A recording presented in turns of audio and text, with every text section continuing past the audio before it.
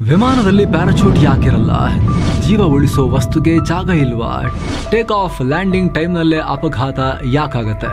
ಸಾವಿರಾರು ಅಡಿ ಎತ್ತರದಲ್ಲಿ ವಿಮಾನ ಹೋಗ್ತಿರುವಾಗ ಎಮರ್ಜೆನ್ಸಿ ಅಲರ್ಟ್ ಬಂದು ವಿಮಾನ ಕ್ರಾಶ್ ಆಗೋ ಸಂದರ್ಭ ಬರುತ್ತೆ ಅಂತ ಇಟ್ಕೊಳ್ಳಿ. ಆಗ ಬದುಕೋಕೆ ದಾರಿ ಹುಡುಕೋ ಪ್ರಯಾಣಿಕರಿಗೆ ಮೊದಲು ಹೊಳೆಯೋದೆ ಪ್ಯಾರಾಚೂಟ್. ಅಯ್ಯೋ, ಪ್ಯಾರಾಚೂಟ್ ಇದ್ದಿದ್ರೆ ಒಬ್ಬರಾಗಿ ಜಂಪ್ ಮಾಡಿ ಆನ್ ಮಾಡಿಕೊಂಡು ಎಲ್ಲ ಹೋಗಿ ಏನೋ ಹೋಗಿ ಜೀವ ಉಳಿಸ್ಕೋಬೋದಾಗಿತ್ತಲ್ಲ ಅನ್ನೋ ಯೋಚನೆ ಬರುತ್ತೆ. ಆದರೆ ಸ್ನೇಹಿತರೆ, ಕಮರ್ಷಿಯಲ್ ವಿಮಾನಗಳಲ್ಲಿ ಪ್ಯಾರಾಚೂಟ್ ಇರಲ್ಲ. ಅಷ್ಟೇ ಯಾಕೆ, ಕೇವಲ 3-4 ಜನ ಟ್ರಾವೆಲ್ ಮಾಡೋ ಪ್ರೈವೇಟ್ ಜೆಟ್ ಹೆಲಿಕಾಪ್ಟರ್ನಲ್ಲೂ ಕೂಡ ಪ್ಯಾರಾಚೂಟ್ ಇರಲ್ಲ. ಕ್ರ್ಯಾಶ್ ಆಗೋ ಸಂದರ್ಭ ಬಂದರೆ ಸಾವಿರಾರು ಗಂಟೆ ವಿಮಾನ ಹಾರಿಸಿರೋ ಅನುಭವ ಇರೋ ಪೈಲಟ್ಗಳು ಬದುಕುಳಿಯೋಕ್ಕಾಗಲ್ಲ.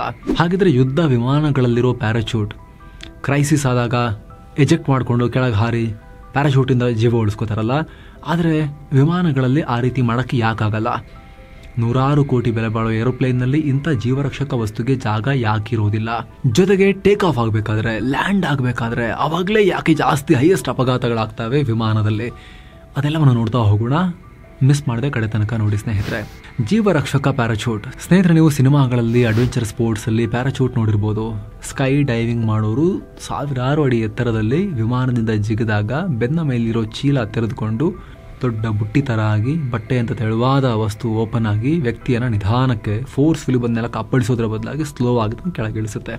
ಅಭಿನಂದನ್ ವರ್ಧಮಾನ್ ಅವರ ವಿಮಾನ, ಅವರು F-16 ಹೊಡೆದ ಬಳಿಕ ಅವರ ವಿಮಾನವೂ ಕೂಡ ಕ್ರ್ಯಾಶ್ ಆಯ್ತಲ್ಲ, ಅವಾಗ ಅವರು ಎಜೆಕ್ಟ್ ಆಗಿ ಪ್ಯಾರಾಚೂಟ್ ಮೂಲಕವೇ ಹೋಗಿ POK ನಲ್ಲಿ ಲ್ಯಾಂಡ್ ಆಗಿದ್ದು. ಸೊ ಶಬ್ದದ ವೇಗದಲ್ಲಿ ಚಲಿಸುವ ಅಂತ ಮಿಲಿಟರಿ ಜೆಟ್ಗಳಲ್ಲೂ ಪ್ಯಾರಾಚೂಟ್ ಇರುತ್ತೆ. ಅಷ್ಟೇ ಯಾಕೆ, ಸ್ಪೇಸ್ಗೆ ಹೋಗಿ ವಾಪಸ್ ಬರ್ತಾರಲ್ಲ ಆಸ್ಟ್ರೋನಾಟ್ಸ್, ಬಾಹ್ಯಾಕಾಶ ಯಾತ್ರಿಗಳು, ಅವರು ವಾಪಸ್ ಬಂದು ಇದೇ ಬೃಹತ್ ಪ್ಯಾರಾಚೂಟ್ಗಳಿಗೆ ಕೆಳಗಡೆ ಅವರ ಕ್ಯಾಪ್ಸೂಲ್ ಅಟ್ಯಾಚ್ ಆಗಿರುತ್ತೆ, ಅದರಲ್ಲೇ ಬಂದು ತೇಲ್ಕೊಂಡು ಬಂದು ಅವರು ಲಾಸ್ಟಿಗೆ ಸ್ಪ್ಲಾಶ್ ಡೌನ್ ಆಗೋದು ಅಥವಾ ಭೂಮಿಯಲ್ಲಿ ಅವರ ಇದು ಪ್ಯಾರಾಚೂಟ್ ಬಂದು ಲ್ಯಾಂಡ್ ಆಗೋದು. ಅಂಥದ್ರಲ್ಲಿ 100 ಜನ ಪ್ರಯಾಣಿಸೋ ಕಮರ್ಷಿಯಲ್ ವಿಮಾನಗಳಲ್ಲಿ ಪ್ಯಾರಾಚೂಟ್ ಯಾಕೆ ಇಟ್ಕೊಳ್ಳಲ್ಲ? ಇದಕ್ಕೆ 1-2 ಕಾರಣ ಅಲ್ಲ ಸ್ನೇಹಿತರೆ, ಹಲವಾರು ಕಾರಣ ಇದೆ. ಗಾಳಿಯೇ ಶತ್ರು. ಸ್ನೇಹಿತರೆ, ಪ್ಯಾರಾಚೂಟ್ ಎಲ್ಲ ಕಂಡೀಷನ್ನಲ್ಲೂ ಕೆಲಸ ಮಾಡಲ್ಲ. ಅದಕ್ಕೆ ನಿಯಂತ್ರಿತ ವಾತಾವರಣ ಇರಬೇಕು. ಪ್ರೊಫೆಷನಲ್ ಸ್ಕೈ ಡೈವಿಂಗ್ ಮಾಡೋರು ಸುಮಾರು 12-13 ಸಾವಿರ ಅಡಿ ಅಥವಾ 4 ಕಿಲೋಮೀಟರ್ ಎತ್ತರದಿಂದ ಜಿಗಿತಾರೆ. ಜೊತೆಗೆ ಅವರು ಜಂಪ್ ಮಾಡೋ ವಿಮಾನ ಗಂಟೆಗೆ ಕೇವಲ 180-200 ಕಿಲೋಮೀಟರ್ ವೇಗದಲ್ಲಿ ಹಾರ್ತಾ ಇರುತ್ತೆ. ಆದರೆ ಕಮರ್ಷಿಯಲ್ ವಿಮಾನ ಹಾರೋದು 33-39 ಸಾವಿರ ಅಡಿ ಅಥವಾ 11-12 ಕಿಲೋಮೀಟರ್ ಎತ್ತರದಲ್ಲಿ. ಅದರ ಜೊತೆಗೆ ವಿಮಾನದ ವೇಗ ಗಂಟೆಗೆ 800-900 ಕಿಲೋಮೀಟರ್ಗಳಷ್ಟಿರುತ್ತೆ. ಜೊತೆಗೆ ಅಷ್ಟು ಎತ್ತರದಲ್ಲಿ ಟೆಂಪರೇಚರ್ -40-50 ಡಿಗ್ರಿ ಸೆಲ್ಸಿಯಸ್ ಇರುತ್ತೆ. ಅಲ್ಲಿನ ಗಾಳಿಯ ವೇಗ ಪ್ಯಾರಾಚೂಟನ್ನು ಸೂತ್ರ ಕಿತ್ತ ಗಾಳಿಪಟದಂತೆ ಗಿರುಕಿ ಹೊಡೆಸಿ ಬಿಸಾಕ್ಬೋದು. ಸೊ ಅಲ್ಲಿನ ವಾತಾವರಣವೇ ಜನರನ್ನ ಇನ್ಸ್ಟೆಂಟ್ ಆಗಿ ಬಲಿ ಪಡಿಬೋದು. ಆದರೆ ವಿಮಾನ ಕಡಿಮೆ ಎತ್ತರದಲ್ಲಿದ್ದಾಗ ಜಿಗಿಬೋದಲ್ವಾ, ಕಡಿಮೆ ಎತ್ತರಕ್ಕೆ ತಗೊಂಬಂದು ಜಿಗಿಬೋದಲ್ವಾ ಅನ್ನೋ ಪ್ರಶ್ನೆ ನೀವು ಕೇಳ್ಬೋದು. ಅದು ಕೂಡ ಯಾಕೆ ಸಾಧ್ಯ ಇಲ್ಲ ಅಂತ ಎಕ್ಸ್ಪ್ಲೈನ್ ಮಾಡ್ತೀವಿ.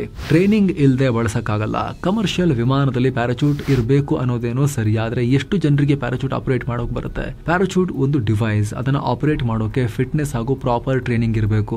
ಆ ಮೂಮೆಂಟ್ ನಲ್ಲಿ ಜಂಪ್ ಮಾಡೋ ಟೈಮ್ನಲ್ಲಿ ಕರೆಕ್ಟಾಗಿ ಅದನ್ನ ಆಪರೇಟ್ ಮಾಡೋ ಧೈರ್ಯ, ಗಟ್ಸ್ ಇರಬೇಕು. ಯಾವ ರೀತಿ ಜಂಪ್ ಮಾಡಬೇಕು, ಯಾವಾಗ ಪ್ಯಾರಾಚೂಟ್ ಡಿಪ್ಲಾಯ್ ಮಾಡಬೇಕು ಅಂತ ಸಿಕ್ಕಾಪಟ್ಟೆ ಟ್ರೈನಿಂಗ್ ಆಗಿರಬೇಕು. 18 ವರ್ಷದ ಒಳಗಿನವರು ಇದನ್ನ ಬಳಸೋ ಹಾಗೇನೇ ಇಲ್ಲ. ಪ್ರೊಫೆಷನಲ್ ಸ್ಕೈ ಡೈವಿಂಗ್ ಮಾಡೋರು ಪರ್ಮಿಷನ್ ತಗೊಂಡಿರ್ತಾರೆ, ಮಾಡಿಸೋರಿಗೆ ಸರ್ಟಿಫಿಕೇಶನ್ ಆಗಿರುತ್ತೆ, ಸ್ಕೈ ಡೈವಿಂಗ್ ಕಂಪನಿಗೆ ಲೈಸೆನ್ಸ್ ಇರುತ್ತೆ, ಅದೆಲ್ಲ ಸರಿ. ಆದರೆ ಪ್ರಾಣ ಉಳಿಸಿಕೊಳ್ಳೋ ಉದ್ದೇಶಕ್ಕೆ ಪ್ರಯಾಣಿಕರಿಗೆ ಕೊಡಕ್ಕಾಗದೇ ಇಲ್ವಾ ಅಂತ ಕೇಳ್ಬೋದು. ಟ್ರೈನಿಂಗ್ ಇಲ್ಲದ ವ್ಯಕ್ತಿ ವಿಮಾನದಿಂದ ಹಾರೋದು ವಿಮಾನದ ಒಳಗಿರೋದಕ್ಕಿಂತಲೂ ಡೇಂಜರ್. ಎಮರ್ಜೆನ್ಸಿ ಟೈಮ್ನಲ್ಲಿ 100 ಪ್ಯಾಸೆಂಜರ್ಗಳು ಪ್ಯಾರಾಚೂಟ್ ಹಿಡ್ಕೊಂಡು ಬಾಗ್ಲತ್ರ ಬಂದ್ರೆ ಇನ್ನೂ ದೊಡ್ಡ ದುರಂತ ಉಂಟಾಗುತ್ತೆ. ಒಂದು ಸಣ್ಣ ಮಿಸ್ಟೇಕ್, ಪ್ರಯಾಣಿಕರು ಪ್ಯಾನಿಕ್ ಆಗೋದು, ಸರಿಯಾಗಿ ಜಂಪ್ ಮಾಡದೇ ಇರೋದು ಅಥವಾ ಪ್ಯಾರಾಚೂಟ್ ಓಪನ್ ಮಾಡೋಕೆ ಆಗದೆ ಇರೋದು. ಒಂದು ವೇಳೆ ದುರಂತವನ್ನು ಅವಾಯ್ಡ್ ಮಾಡೋಕೆ ಪೈಲಟ್ ಟ್ರೈ ಮಾಡ್ತಾ ಇದ್ರು ಕೂಡ ಇನ್ನು ದುರಂತ ಆಗಿರಲ್ಲ, ದುರಂತದ ಸಿಗ್ನಲ್ ಸಿಕ್ಕಿರುತ್ತೆ, ಪೈಲಟ್ ಏನೋ ಟ್ರೈ ಮಾಡ್ತಿರ್ತಾರೆ. ಆದ್ರೆ ಪ್ಯಾರಾಚೂಟ್ ಅಂತ ಒಳಗಡೆ ಸೀನ್ ಕ್ರಿಯೇಟ್ ಮಾಡಿಬಿಟ್ರೆ ತಡೆಯೋ ಪ್ರಯತ್ನನೂ ಕೂಡ ಸಾಧ್ಯ ಆಗೋದಿಲ್ಲ. ಒಂದು ವೇಳೆ ಬದುಕೋ ಚಾನ್ಸಸ್ ಇದ್ರೂ ಕೂಡ ಎಲ್ಲರೂ ದುರಂತ ಆಗೇ ಹೋಗುವ ಚಾನ್ಸಸ್ ಇರುತ್ತೆ. ಅವಾಗ ಒಳಗಡೆ ಸೀನ್ ಕ್ರಿಯೇಟ್ ಆದ್ರೆ ಸೀಟ್ ಬೆಲ್ಟ್ ಹಾಕೊಂಡು ಎಲ್ಲರೂ ಶಿಸ್ತಲ್ಲಿ ಕೂತಿಲ್ಲ ಅಂತ ಹೇಳಿದ್ರೆ, ಜೊತೆಗೆ ಜಿಗಿದವರು ಕೂಡ ಇನ್ಸ್ಟೆಂಟ್ ಆಗಿ ಪ್ರಾಣ ಕಳ್ಕೊಳ್ಳೋ ಅಪಾಯ ಇರುತ್ತೆ. ವಿಮಾನದ ಯಾವುದೋ ಭಾಗಕ್ಕೆ ಬಡಿದು ಬಿಟ್ಟು ಪ್ರಾಣ ಕಳ್ಕೊಳ್ಳೋ ಅಪಾಯ ಇರುತ್ತೆ. ಕಮರ್ಷಿಯಲ್ ಏರ್ ಟ್ರಾವೆಲಿಂಗ್ ಇರೋದೇ ರಿಸ್ಕ್ ಗಳನ್ನ ಕಮ್ಮಿ ಮಾಡೋಕೆ, ಆದ್ರೆ ಪ್ಯಾರಾಚೂಟ್ ಇದ್ರೆ ರಿಸ್ಕ್ ಇನ್ನೂ ಜಾಸ್ತಿ ಆಗುತ್ತೆ. ವಿಮಾನದಲ್ಲಿ ಜಾಗನೂ ಇರಲ್ಲ, ಯಾಕಂದ್ರೆ ಪ್ಯಾರಾಚೂಟ್ ಸಿಸ್ಟಮ್ ಹೆಚ್ಚು ಕಮ್ಮಿ ಪ್ರೈಮರಿ ಸ್ಕೂಲ್ ಮಕ್ಕಳ ಕಂಪ್ಲೀಟ್ ಲೋಡ್ ಆಗಿರೋ ಸ್ಕೂಲ್ ಬ್ಯಾಗ್ ನಷ್ಟಿರುತ್ತೆ. ವಿಮಾನದಲ್ಲಿ 100 ಪ್ಯಾರಾಚೂಟ್ ಇಡಬೇಕು ಅಂದ್ರೆ ಆ ತೂಕ ಬ್ಯಾಲೆನ್ಸ್ ಮಾಡೋಕೆ ಪ್ರಯಾಣಿಕರ ಸಂಖ್ಯೆ, ಲಗೇಜ್ ಪ್ರಮಾಣ, ಇಂಧನ ಎಲ್ಲವನ್ನ ಕಮ್ಮಿ ಮಾಡಬೇಕಾಗುತ್ತೆ. ವಿಮಾನಗಳ ಕ್ಯಾಬಿನ್ ಪ್ಯಾರಾಚೂಟ್ ಇಡೋಕೆ ಕಂಪ್ಲೀಟ್ ಆಗಿ ರೀಡಿಸೈನ್ ಮಾಡಬೇಕಾಗುತ್ತೆ. ವಿಮಾನಗಳ ಟಿಕೆಟ್ ಬೆಲೆನೂ ಜಾಸ್ತಿ ಆಗುತ್ತೆ. ನೀವು 1000 ಸಲ ವಿಮಾನದಲ್ಲಿ ಹಾರಿದಿರಿ ಅಂತ ತಿಳ್ಕೊಳ್ಳಿ, ಆದ್ರೆ ಒಂದು ಸಲವೂ ಪ್ಯಾರಾಚೂಟ್ ಬಳಸೋ ಸಂದರ್ಭ ಬರದೇ ಇರಬಹುದು. ಆದ್ರೆ 1000 ಸಲವೂ ಪ್ಯಾರಾಚೂಟ್ಗಾಗಿ ಎಕ್ಸ್ಟ್ರಾ ಹಣವನ್ನ ಪೇ ಮಾಡಿರ್ತೀರಿ. ಇನ್ನು ಸ್ನೇಹಿತರೆ, ವರದಿಯಲ್ಲಿ ಮುಂದುವರಿಯುವ ಮುನ್ನ ಕಾಶಿ ಅಯೋಧ್ಯೆಗೆ 7 ಸ್ಯಾಂಡ್ಸ್ ಟೂರಿಸಂ ಕಂಪನಿ ಮತ್ತೊಂದು ಟ್ರಿಪ್ ಆಯೋಜನೆ ಮಾಡಿದೆ. ಆಫರ್ ಪ್ರೈಸ್ ಕೇವಲ 36,500. Kashi Ayodhya Triveni Sangam Gaya Bodh Gaya 4 night 5 days trip. ಇದು ಪ್ಯಾಕೇಜ್ ನಲ್ಲಿ flight tickets, 3 star hotel stay, all meals, ದೇವರ ದರ್ಶನ, AC transport, boating, auto charges, 24/7 Kannada tour manager ಸೌಲಭ್ಯ, ಹಿರಿಯ ನಾಗರಿಕರಿಗೆ ವಿಶೇಷವಾದ ಕೇರ್ ಎಲ್ಲ ಇರುತ್ತೆ. ಹೊರಡೋ ದಿನ 17 ಜುಲೈ 2025. ಕೆಲವೇ ಸೀಟುಗಳು ಲಭ್ಯ. ಆಸಕ್ತರು ಈ ನಂಬರ್ಗೆ ಕಾಲ್ ಮಾಡಿ ನಿಮ್ಮ ಸೀಟನ್ನ ಕೂಡ ಬುಕ್ ಮಾಡಿ. ಬನ್ನೀಗ ವರದಿಯಲ್ಲಿ ಮುಂದುವರಿಯೋಣ. ಡಿಪ್ಲಾಯ್ಮೆಂಟ್ ಕಷ್ಟ. ವಿಮಾನ ಕ್ರಾಶ್ ಆಗೋ ಟೈಮ್ ಬಂದರೆ 300 ಜನರನ್ನ ಹೇಗೆ ಜಂಪ್ ಮಾಡಿಸ್ತೀರಾ? ಸ್ಕೈ ಡೈವಿಂಗ್ ವಿಮಾನಗಳನ್ನು ಅದಕ್ಕಂತಲೇ ಡಿಸೈನ್ ಮಾಡಲಾಗಿರುತ್ತೆ. ಅವುಗಳಲ್ಲಿ ಜಂಪ್ ಏರಿಯಾ ಅಂತಲೇ ಸಪರೇಟ್ ಆಗಿರುತ್ತೆ. ಎಲ್ಲಕ್ಕಿಂತ ಹೆಚ್ಚಾಗಿ ಮೆಜಾರಿಟಿ ಏರ್ ಆಕ್ಸಿಡೆಂಟ್ಗಳಾಗೋದು ಟೇಕ್ ಆಫ್ ಮತ್ತು ಲ್ಯಾಂಡಿಂಗ್ ಟೈಮ್ನಲ್ಲಲ್ವಾ. ಆ ಹಂತದಲ್ಲಿ ಪ್ಯಾರಾಚೂಟ್ ಓಪನ್ ಆಗುವಷ್ಟು ಎತ್ತರದಲ್ಲಿ ವಿಮಾನ ಇರೋದೂ ಇಲ್ಲ. ಪ್ಯಾರಾಚೂಟ್ ಇದೆ ಅಂತ ಹಾರಿದ್ರೆ ಅದು ಓಪನ್ ಆಗೋಷ್ಟರಲ್ಲಿ ಬಂದು ನೆಲ ಕಪ್ಪಳಿಸಿ ಆಗಿರುತ್ತೆ. ಸೊ ಇದು ಕೂಡ ಮೈಂಡಲ್ಲಿ ಇಟ್ಕೊಂಡಿರಬೇಕು.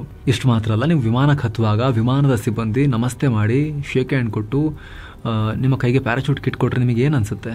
ಮಾನಸಿಕವಾಗಿ ಕಿರಿಕಿರಿ ಆಗ್ಬೋದು. ವಿಮಾನ ಕ್ರ್ಯಾಶ್ ಆಗೋ ಸಾಧ್ಯತೆ ಇದೆಯೋ ಅನ್ನೋದಕ್ಕೆ ಕೊಡ್ತಿದ್ದಾರೇನೋ ಅನ್ನೋ ಭಯ ಬರ್ಬೋದು. ಭಯ ಪಡೋರಂತೂ ವಿಮಾನದಲ್ಲಿ ಹತ್ತದೇ ಇಲ್ಲ, ಇವತ್ತಿಗೂ ಹತ್ತಲ್ಲ ಅವರು ತುಂಬ ಜನ. ಈ ವಿಮಾನಯಾನ ಇಂಡಸ್ಟ್ರಿಯಲ್ಲಿ ಸೇಫ್ಟಿ ವಿಚಾರದಲ್ಲಿ ನಂಬಿಕೆ ತುಂಬ ಮುಖ್ಯ. ಪ್ರಯಾಣಿಕರು ನಂಬೋ ರೀತಿ ಇರಬೇಕು.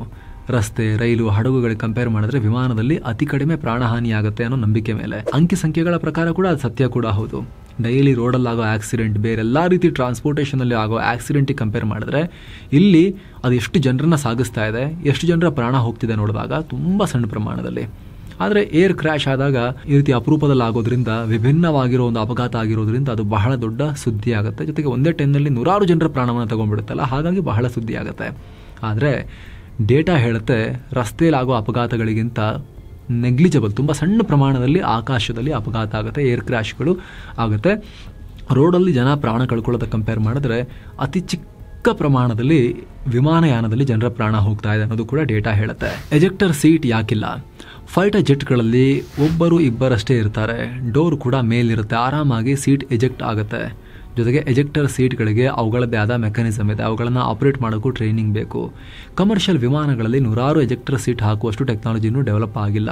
ಎಜೆಕ್ಟ್ ಎಲ್ಲಿಂದ ಮಾಡ್ತೀರಿ? ವಿಮಾನದ ಮೇಲ್ಭಾಗದಲ್ಲಂತೂ ಓಪನಿಂಗ್ ಇರೋದಿಲ್ಲ. ವಿಮಾನಕ್ಕೆ ಕಮರ್ಷಿಯಲ್ ವಿಮಾನಗಳಿಗೆ ಸೈಡ್ನಿಂದ ಎಂಟ್ರೆನ್ಸ್ ಇರೋದು, ಎಮರ್ಜೆನ್ಸಿ ಎಕ್ಸಿಟ್ಗಳು ಕೂಡ ಸೈಡ್ನಲ್ಲೇ ಇರೋದಲ್ವಾ.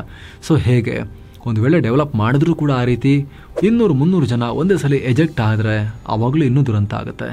ಕಮರ್ಷಿಯಲ್ ವಿಮಾನಗಳಲ್ಲಿ ಎಜೆಕ್ಟರ್ ಸೀಟ್ ಪ್ರಾಕ್ಟಿಕಲ್ ಆಪ್ಷನ್ನೇ ಅಲ್ಲ.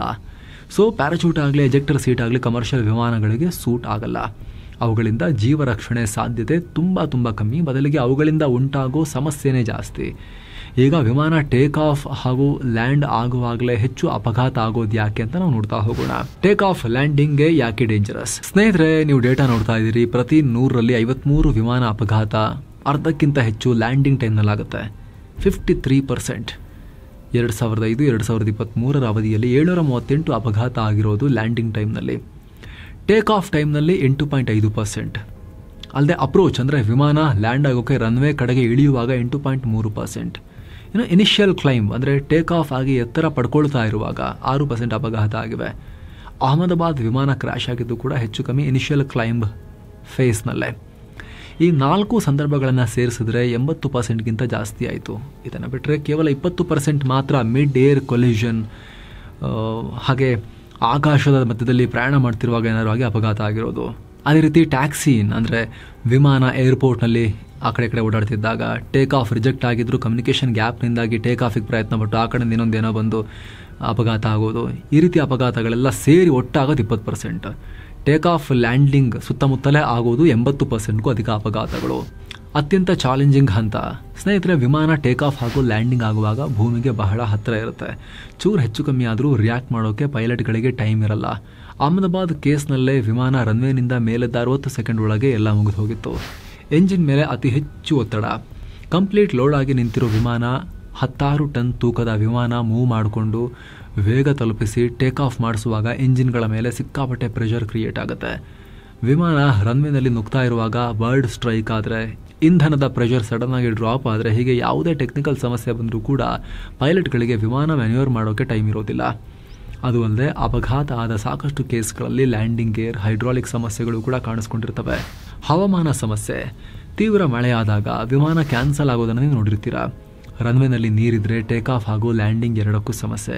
ಟೇಕ್ ಆಫ್ ಮಾಡುವಾಗ ಚೂರು ತಡ ಮಾಡ್ಬೋದು, ಆದರೆ ಲ್ಯಾಂಡಿಂಗ್ ಟೈಮ್ನಲ್ಲಿ ಕೆಲವೊಮ್ಮೆ ಬೇರೆ ಆಪ್ಷನ್ ಇಲ್ಲದೆ ಲ್ಯಾಂಡ್ ಮಾಡಲೇಬೇಕಾಗತ್ತೆ. ಜಾಸ್ತಿ ಹೊತ್ತು ಹಾರ್ತಾನೆ ಇರೋಕ್ಕೆ ಇಂಧನ ಇರೋದಿಲ್ವಲ್ಲ, ಅಂಥ ಟೈಮ್ನಲ್ಲೂ ಅಪಘಾತ ಆಗ್ಬೋದು. ರನ್ವೇನಲ್ಲಿ ಇದೊಂದೇ ಸಮಸ್ಯೆ ಅಲ್ಲ, ಸಡನ್ ಆಗಿ ಯಾವುದೋ ಪ್ರಾಣಿ ಅಡ್ಡ ಬಂದ್ಬಿಡ್ಬೋದು. ಒಂದು ಕೋತಿನೇ ಬಂದು ಕೂತ್ರೆ ಪೈಲಟ್ ವಿಮಾನದ ಚಕ್ರವನ್ನು ಅದರ ಮೇಲೆ ಬಿಡೋ ಹಾಗೂ ಇಲ್ವಲ್ಲ, ಆ ಮೂಮೆಂಟ್ಗೆ ಗಲಿಬಿಲಿ ಆಗುತ್ತೆ ಪೈಲಟ್ಗೆ. ರನ್ವೇ ಮಧ್ಯದ ಲೈನ್ ಬಿಟ್ಟು ಚೂರು ಆ ಕಡೆ ಹೋಗೋದು ಕೂಡ ರಿಸ್ಕಿನೇ. ಬರ್ಡ್ ಹಿಟ್ಗಳಾಗೋದು ಕೂಡ, ಹಕ್ಕಿ ಬಂದು ಡಿಕ್ಕಿ ಹೊಡೆಯೋದು ಕೂಡ ಹೆಚ್ಚಿನ ಸಂದರ್ಭದಲ್ಲಿ ರನ್ವೇ ಟೇಕ್ ಆಫ್ ಹಾಗೂ ಲ್ಯಾಂಡಿಂಗ್ ಟೈಮ್ನಲ್ಲೇ. ವಿಮಾನ ರನ್ವೇನಲ್ಲಿ ಕಂಪ್ಲೀಟ್ ವೇಗ ರೀಚ್ ಆಗಿ ಆಗ ಬರ್ಡ್ ಹಿಟ್ ಆದರೆ ವಿಮಾನ ಟೇಕ್ ಆಫ್ ಮಾಡೋಕ್ಕೂ ಆಗೋದಿಲ್ಲ, ಸ್ಲೋನೂ ಮಾಡೋಕ್ಕಾಗಲ್ಲ. ಅಹಮದಾಬಾದ್ ಕೇಸ್ನಲ್ಲಿ ಬರ್ಡ್ ಹಿಟ್ ಆಗಿದೆಯಾ ಇಲ್ವಾ ಅಂತ ಹೇಳಿ ಕೂಡ ಚೆಕ್ ಮಾಡ್ತಿದ್ದಾರೆ. ಆದರೆ ರನ್ವೇ ಎಕ್ಸ್ಟೆಂಡ್ ಮಾಡೋಕ್ಕೆ ಜಾಗ ಇಲ್ಲದಷ್ಟು ಇನ್ಫ್ರಾ ಬೆಳೆದ್ಬಿಟ್ಟಿದೆ. ಕೋಲ್ಕತ್ತಾ ಏರ್ಪೋರ್ಟ್ನಲ್ಲಿ ವಿಮಾನ ಟೇಕ್ ಆಫ್ ಹಾಗೂ ಲ್ಯಾಂಡಿಂಗ್ಗೆ ರಿಸ್ಕ್ ಉಂಟು ಮಾಡೋ 200 ಅಡೆತಡೆಗಳನ್ನು ಅಧಿಕಾರಿಗಳು ಈಗ ಗುರುತಿಸಿದ್ದಾರೆ. ಅಹಮದಾಬಾದ್ ಘಟನೆ ಆಗ್ತಿದ್ದ ಹಾಗೆ ಮೊಬೈಲ್ ಟವರ್ಗಳು, ನೀರಿನ ಟ್ಯಾಂಕ್, ಡಿಶ್ ಆ್ಯಂಟನಾ, ಅಕ್ರಮವಾಗಿ ಎತ್ತರಕ್ಕೆ ಕಟ್ಟಿರೋ ಬಿಲ್ಡಿಂಗ್ಗಳು, ಇವೆಲ್ಲ ಅಡೆತಡೆಗಳೇನೆ. ಅಹಮದಾಬಾದ್ ಕೇಸ್ನಲ್ಲೇ ವಿಮಾನ ಟೇಕ್ ಆಫ್ ಆಗಿ 15-16 ಸೆಕೆಂಡ್ಗೆ ರೆಸಿಡೆನ್ಷಿಯಲ್ ಏರಿಯಾ ಮೇಲೆ ವಿಮಾನ ಹೋಗಿ ಅಪ್ಪಳಿಸಿದೆ ಅಂದರೆ ರನ್ವೇಗೆ ಎಷ್ಟು ಹತ್ತಿರದಲ್ಲಿ ವಸತಿ ಪ್ರದೇಶ ಇದೆ ಯೋಚನೆ ಮಾಡಿ.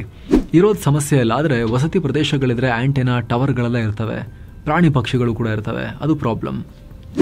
ಸೊ ಫ್ರೆಂಡ್ಸ್, ಇದಾಗಿತ್ತು ಪ್ಯಾರಾಚೂಟ್ ಯಾಕಿರಲ್ಲ ಮತ್ತು ಲ್ಯಾಂಡಿಂಗ್ ಮತ್ತು ಟೇಕ್ ಆಫ್ ಟೈಮ್ನಲ್ಲಿ ಜಾಸ್ತಿ ಯಾಕೆ ಅಪಘಾತಗಳಾಗುತ್ತೆ, ಏರ್ ಅಪಘಾತಗಳು ಅನ್ನೋದನ್ನು ನಿಮಗೆ ಎಕ್ಸ್ಪ್ಲೇನ್ ಮಾಡೋ ಪ್ರಯತ್ನ. Thank you so much.